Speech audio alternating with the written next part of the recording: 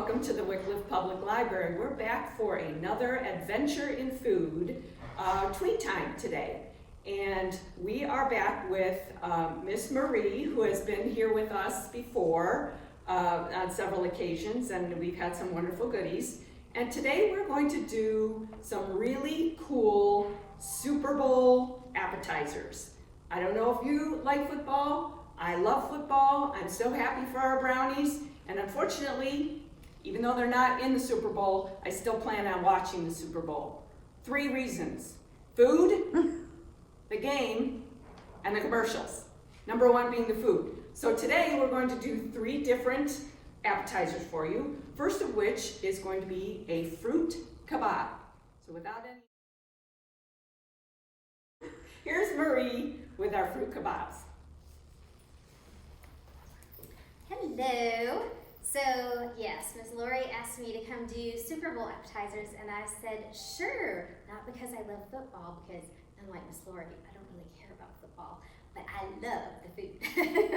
So, like she said, we are going to be talking about appetizers, and the first one is the fruit kebab. And I've got one already made for you, and you can do it any which way. And all the appetizers we're doing today, there is no wrong way to do them. So you can even pick different fruits that you might like, but these are the easiest to clean, the easiest to actually buy too, and the easiest to put on the skewer. So you can pick whatever fruits you want at the grocery store, and you can make cute little things, decorations with you could do Super Bowl type, but because I don't like football, I don't have any football cookie cutters. So I have flowers. So I am going to make some cheese shapes with flowers, and then you can get different types of grapes, and there's actually there's probably more than 3 types, but there's black, red, and green grapes, and then we've got strawberries and pineapple, and this pineapple I haven't tried, but it looks so sweet. It looks delicious. So, and the library gets to try, the staff gets to try all this food since you guys aren't here. I heard they were very excited about this. And like I said, no wrong way to do it. So you can put them on any which way you want. And somehow I did this exact opposite of the way I did it. Huh, how funny is that? When I put it on the first time. And you can buy these toothpicks at the grocery store, but you want to get, like, I have 2 different, let me show you the different toothpicks. I have 2 different toothpicks here. You can go to Gordon Food Service, which you don't need a card for. You can go to the grocery store, and I actually found these at Giant Eagle, but they were maybe you'd ask when you go for like really long skewer type toothpicks, and you can use skewers too. So that is pretty much it. It's really silly, but it's that easy to make. And then you can eat them. You can even make like chocolate fondue and dip them in the fondue if you want to get really crazy with it. So that is your fruit skewer, and it's healthy for you too, to top it all off. All right. Hi, we're back again at the Wickliffe Library for our second great appetizer for our Super Bowl Sunday. And this time we are going to do, again, a very simple thing that you can do at home with stuff that you have at home. And it is popcorn with a chocolate drizzle over it, which is it's easy, but not as easy as you might think. So luckily we have Miss Marie here to show us how to do it correctly. Marie, you ready? Yep. Hello again. So there are different ways to make popcorn. You guys probably know how to do microwave popcorn, but when I was growing up and I was a young girl back in the old days, we had to put this in a pot with some oil and some salt, and you had to wait for the pot to get hot and shake the pot and stir it, and you had to make sure there was a lid on or you would get hit with popcorn, which is actually how I made this popcorn today. But I did a little experiment for the popcorn. I wanted to see what it would be like to use the theater popcorn, which, has got the flavoring on it already, so I made this ahead of time. But we're gonna try it with the popcorn that just has salt on it. Try not to get all those seeds, because when you do it from scratch like that, you get lots of seeds in there. All right, now, this one's not as healthy as the last one, I'll be honest. But there's all kinds of fun things you can do with this one too. So we've already melted the chocolate, and I'll explain the chocolate to you as we go, but this chocolate, before it settles up and hardens, I'm gonna start drizzling. So just take it and drizzle. And so I cheated, I'm gonna be honest with you guys. I use what they call almond bark, and it's not really almond and it's not really bark, it's chocolate, but it's already ready to go. So all you have to do is put it in the microwave, in a microwave safe bowl, and melt it. That's it. So you can make your microwave in the popcorn, and then you make your popcorn in the microwave, I'm sorry. And then you put your almond bark in the microwave and melt it, and then you drizzle. And that is the easiest way to do it. But you could go old school, and you could do it with, let me grab some more gloves, Miss Julie is helping me. Thank you. I'm gonna touch all the food with my hands, thanks. So you can get really creative with it, and you can put candy with it, you can put caramel with it, you can put peanuts, you can put M&Ms, I've seen all different kinds of ways. And you can actually do chocolate covered pretzels this way too. So it just says almond bark on it. You can get it at the store. And then you just have to let it sit. That's the hardest part of this whole job, is not eating it until it hardens, because I tried this the other day and my fingers got all sticky and gooey. So that's it. Welcome back to the Wycliffe Library and Tween Time. We are ready for round 3 of appetizers for our Super Bowl parties. I hope we're all going to experience within our own little bubbles, of course. Today we have had the fruit kebabs, chocolate covered popcorn, and now for the big deal, we are going to have chicken quesadillas. And I'm telling you right now, this smells delicious. My mouth is watering.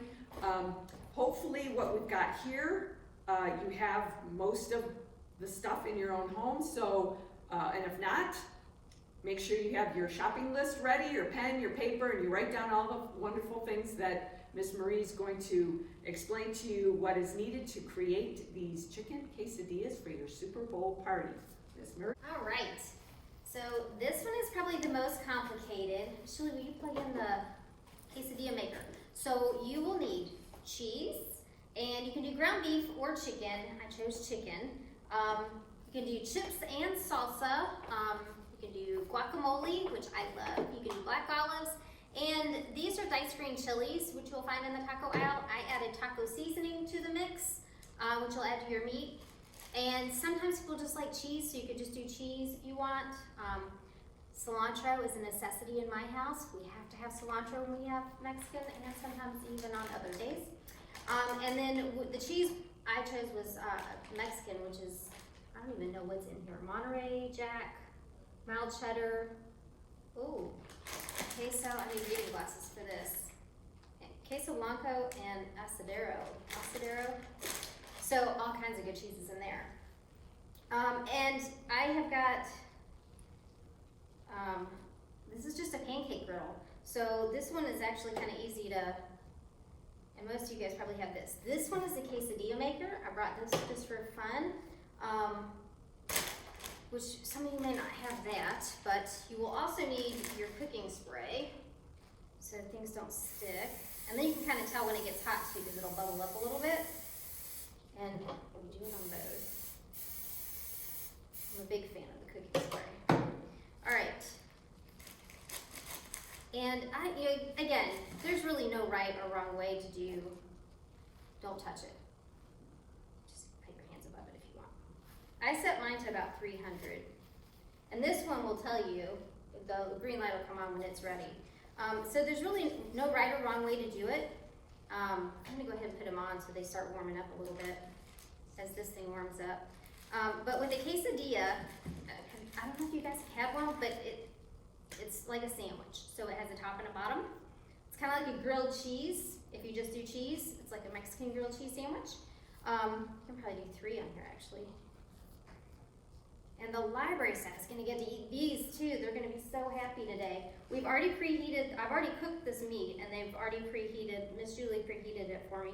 So I'm probably gonna get her to come over here and help me a little bit with keeping it all going. Okay.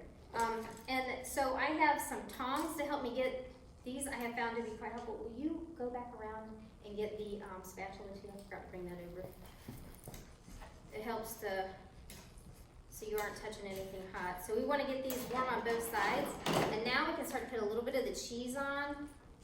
And I try to put cheese on both sides. And when I say both sides, I don't mean like this side and the flip side of it, but so that it'll stick to the meat. So now we'll do the meat. Oh, okay. So I'm gonna need help here because that one's ready too.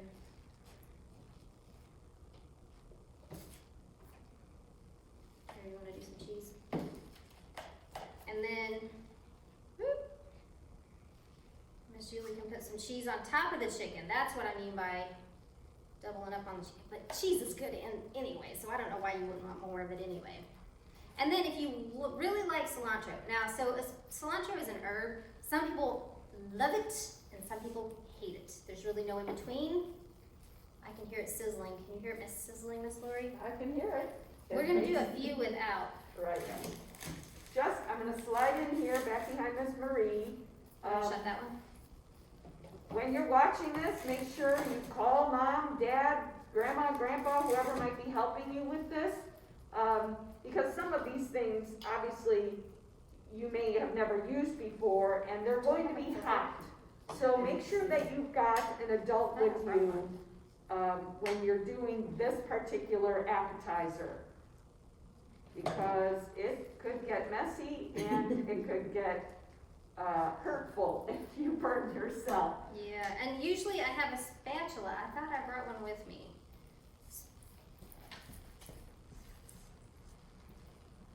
The spatula looks similar to this, but it's a little wider, so you can flip things like pancakes, like a pancake turner. I thought it was in the basket there. But these things help too. And see, once you get like right now, if I pick it up with it sticks together because we put so much cheese in there. So this one's almost ready. Oh, and I can show you another trick too. This is one of those trial by error tricks. Pizza cutter. Did you know this trick? I did not know it, but I totally understand what you're saying. So this one is about ready, I think. Oh, that looks delicious. Ooh, this one's ready. This one, I'll see if we can get it off. So can you see the pretty lines on that one? So this one, the lines are already ready for us. So we use our pizza cutters at our house for French toast, for pancakes, for pizza, for quesadillas, yes. I just had to get new ones for Christmas because we've outgrown ours. Can you go get some plates too? I'm sorry. Start putting on plates. Yep. So that is, and then you can top it with all these, oh, and look how pretty it turned out on the bottom. Flip that one over a little bit. I'll cook this one some more. Thank you, Miss Julie. Welcome. So you can just do them in half if you want a big sandwich, or you can do them in quarters. This one made a little bit more.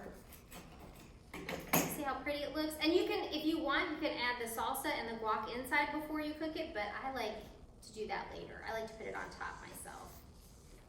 So, and then you can make them all pretty and arrange them on the plate. And that is how you do it. So, Thank you so much. This is delicious. I can't wait to taste it. I hope you give it a try. And I'm not sure who's in the Super Bowl yet, but go Appetizers.